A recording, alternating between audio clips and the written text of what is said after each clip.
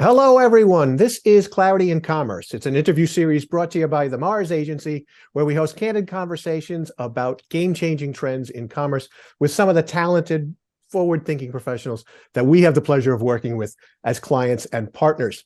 Welcome back to those of you who have been here before, and just a plain old welcome to the first-timers who should know that our goal here is very, very simple. It's just to help you better understand how to navigate what is an increasingly complex world of connected commerce by giving you a chance to learn from some of these very experienced and successful professionals.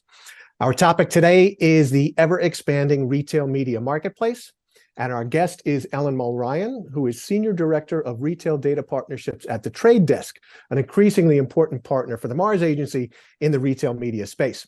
Ellen joined the Trade Desk about a year ago after spending her career agency side, where she was focused on data strategy, identity, programmatic, and emerging platforms. Her team at the Trade Desk supports a pretty impressive array of retailer data solutions across the open web ecosystem.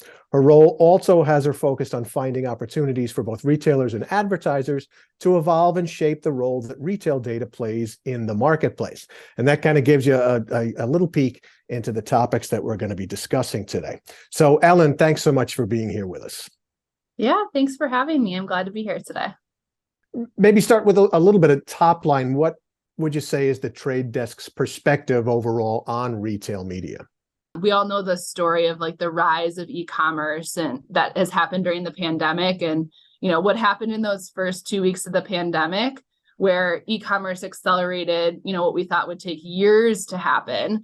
What happened is, as e-commerce accelerated, advertisers were just running basically to the retailers to figure out how can I, access inventory that is surrounding this e-commerce acceleration. So a lot of that was, advertisers leaning in on sponsored search and wanting to purchase that for retailers. It kind of was like the new end cap, if you will, during that time. And as advertisers really flocked there, retailers were either selling out of inventory on their site or just recognizing, wow, we have a huge opportunity to drive more revenue here, but I'm going to need some more inventory or more places to actually, more things to actually sell to be able to drive that revenue. So that was happening. And at the same time, Google announced the deprecation of cookies, or as I like to call it, the liberation of the cookie versus deprecation, because, well, that's for a different podcast, I think. But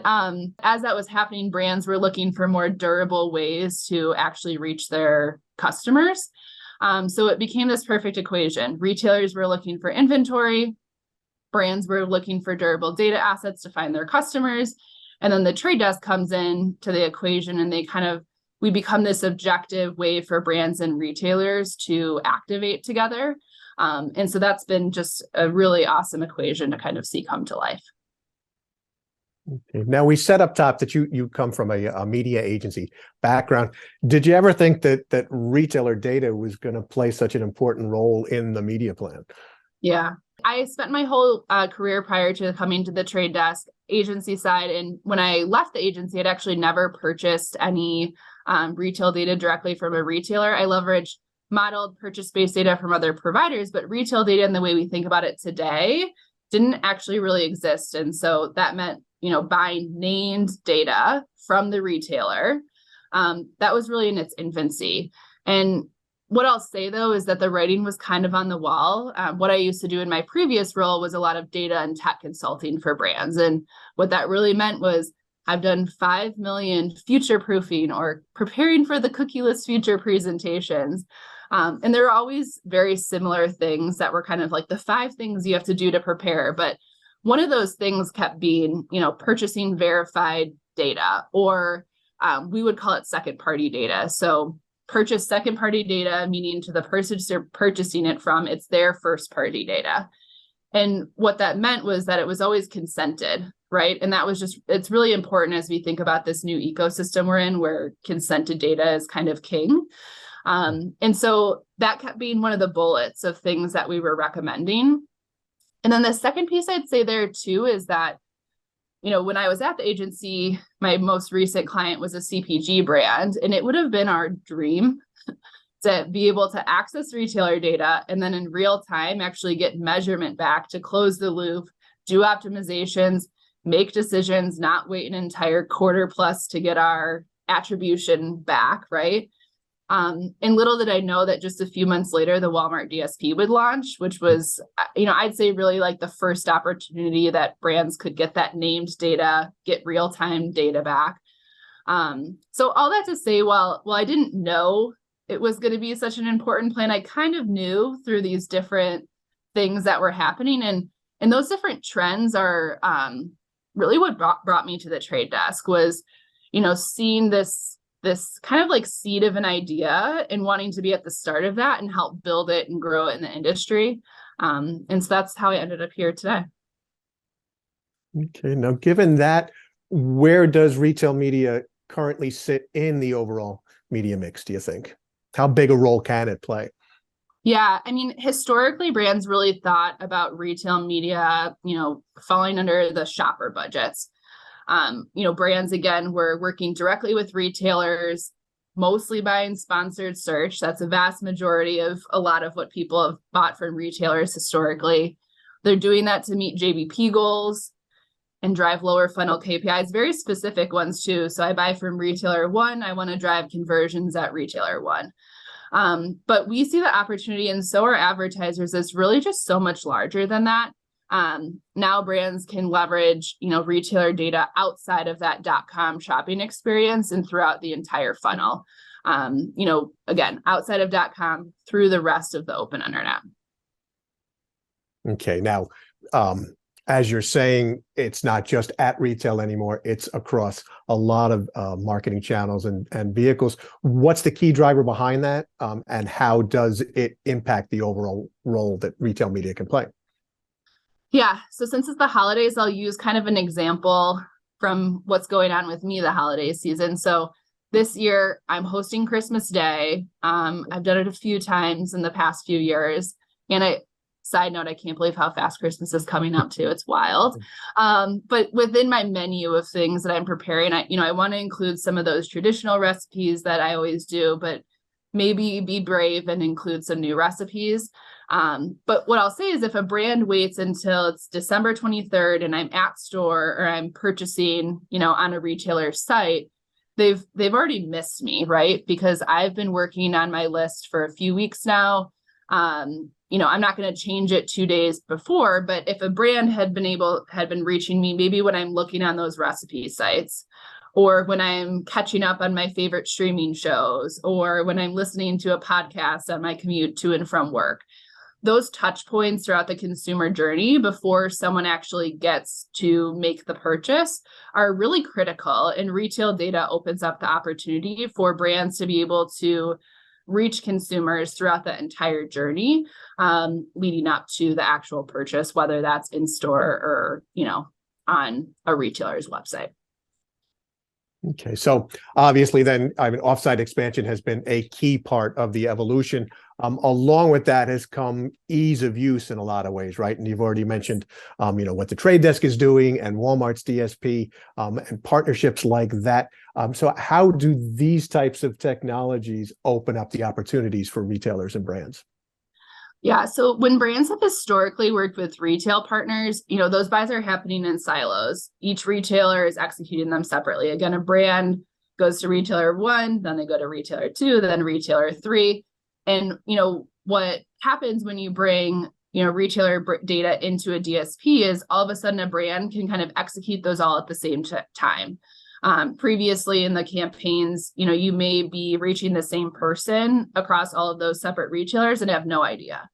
So when you bring it into a DSP like the Trade Desk, what we do is allow a brand to execute all those campaigns, but then manage frequency across all of them. So you're not only improving efficiency, right? Because you can manage frequency across your entire buy, but you're also, helping to preserve that consumer experience. So that people aren't getting reached by the same brand over and over again. And then the last piece that I really love about bringing data into, a DSP like the Trade Desk is that brands and agencies actually get to leverage their own programmatic best practices versus the retailer kind of doing that execution for them. I think brands and agencies are know their brands best. They know what works. They have all that historical data about what drives performance. So when you start to kind of bring that data out into a programmatic ecosystem where they can have their hands on it and, use the data in the best way possible, we really see that as a great way for brands to drive even better performance than they've seen in the past.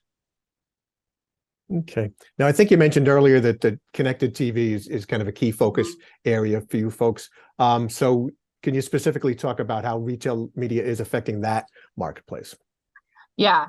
So what I really love about both CTV and retail is that they're totally built for tomorrow's marketplace. And what I mean by that is in CTV, you have to sign in or authenticate every time you're streaming with one of these partners. And you do that with an email address. And then when you look at retail data, those are from verified purchases or loyalty programs. And that purchase is likely coming from that same email address. And so all of a sudden you have this chance to have one-to-one marketing in a way that I'd arguably say you've never been able to have before, because we all know we all have 30 cookies, right, for one person. And so that really just ups that kind of like the opportunity between those two sources.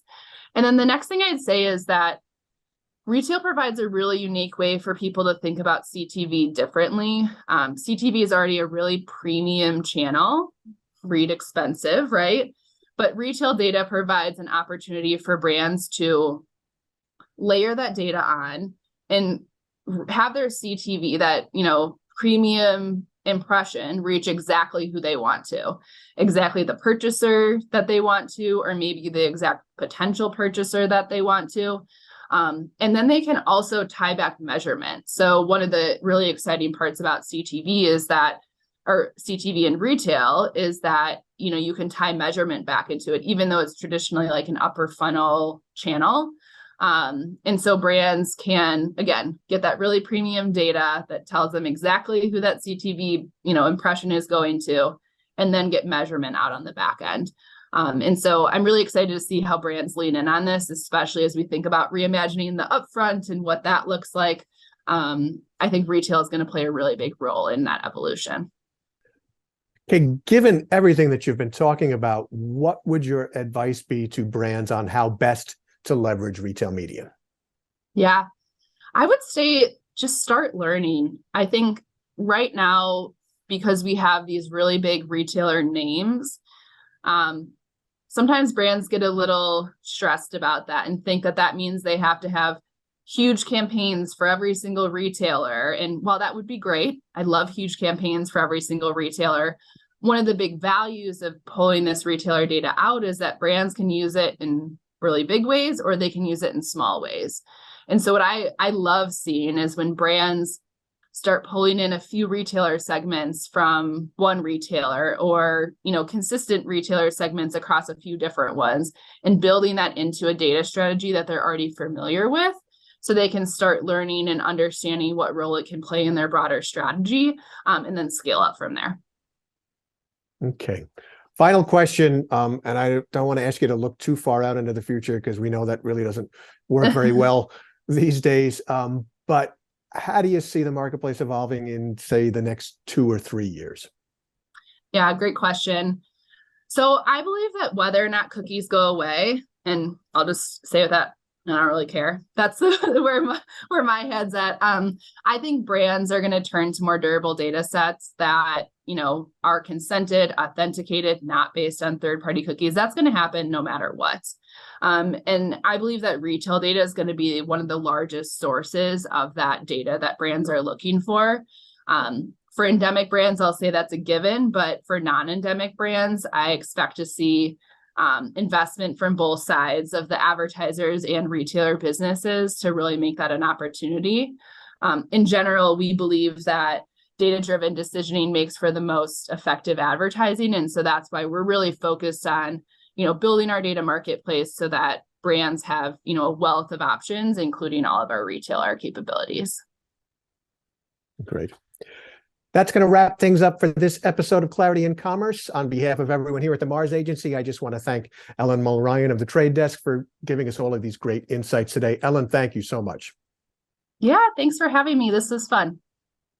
Also want to thank all of you out there in the audience. We know how valuable your time is, so we appreciate you giving us a little bit of it. We hope that you're leaving with some actionable insights that can make your jobs a little bit easier, maybe your work a little bit more effective.